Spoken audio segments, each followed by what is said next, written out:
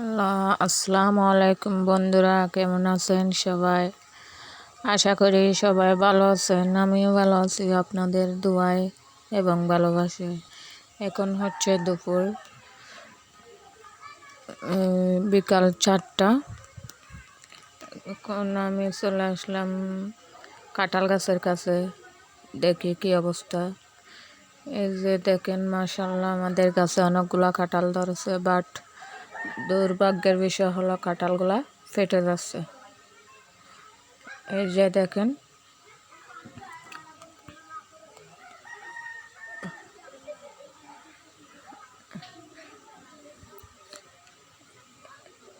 এই যে দেখেন কাঁঠালগুলা কি অবস্থা, কাঁঠালগুলা ফেটে যাচ্ছে।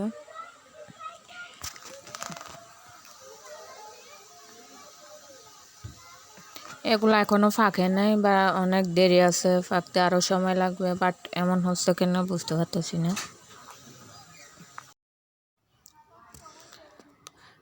এর আগেও একটা ফেটে গেছিল, এটা কেটে নিয়ে ফেলছিলাম, প্রায় 1 সপ্তাহ পর ফাঁকছে।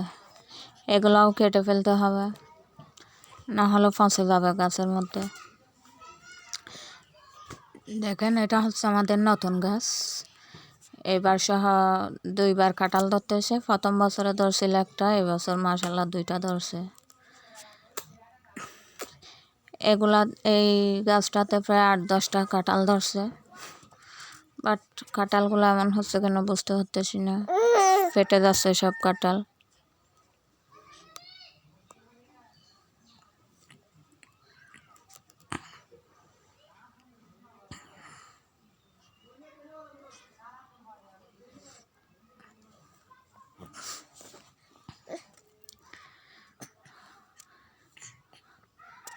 কাঁঠালগুলোর সাইজ অনেক বড়,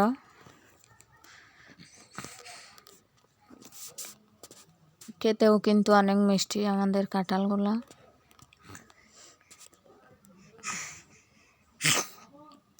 এই যে গাছের কাঁঠালগুলাও খেতে অনেক মিষ্টি।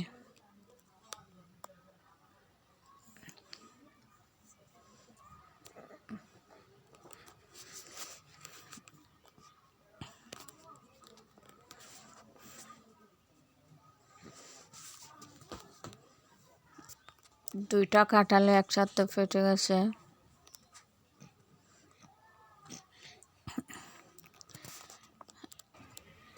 এই যে আমার মেয়ে দানে আসছে কাঁঠালগুলা কাটার জন্য।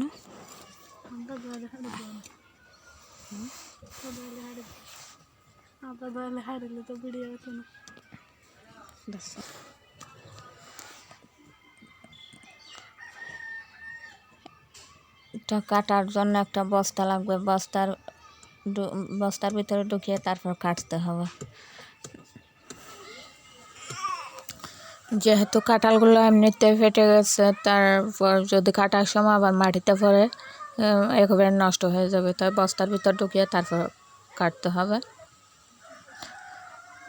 তাহলে আর কোনো সমস্যা হবে না।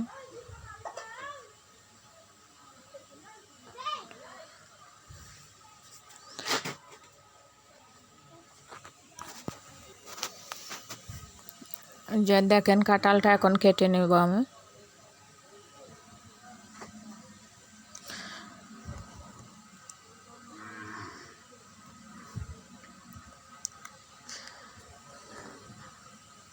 আমার মেয়েকে ধরতে বলছিলাম, বাট কাঁঠালটা এত ওজন, ধরে রাখতে পারি না, পড়ে গেছে মাটিতে। এখন 2টা কাঁঠালে কেটে ফেলতে হবে, কেটে সপ্তাহখানেকের জন্য রেখে দিতে হবে ফাঁকার জন্য। আজকের ভিডিওটা এই পর্যন্ত। আশা করি সবাই ভালো থাকবেন, সুস্থ থাকবেন, আমাদের জন্য দোয়া করবেন। একটা লাইক দিয়ে চ্যানেলটিকে সাবস্ক্রাইব করে দিবেন। আল্লাহ হাফেজ।